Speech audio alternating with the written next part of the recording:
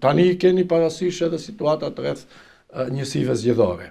Dhe dëgjoj bile fatkeqësisht edhe pjesën shqiptare që po don të pajtohet me një njësi zgjedhore tër Maqedonia. Në kushte kur ne 2/3 e popullatës nuk i kemi në vend. Pra, kur ne luftonim në vitet 90-ta për një njësi zgjedhore, sepse popullata ishte këtu, dhe atëherë do kishim mbi 45 deputet në nivel të shtetit, sepse një deputet në vitin 92-91 zgjidheshte me 21.000 vota, dhe ju kujtoj, profesor Xheladin Murati është zgjedhur me 20.000 vota, ndërkohë që një deputet tjetër në Maqedoninë Lindore zgjidheshte me 3.000 vota, deri në 4.000 vota. Pra shkonte raporti 4-5-1. Sot nuk është më situata ashtu. Ju e dini fare mirë vetë, se edhe vetë bëni edhe analizat të tilla dhe e kujtoni se garën duhet ta shohim brenda strukturës dominante të shumicës sonë.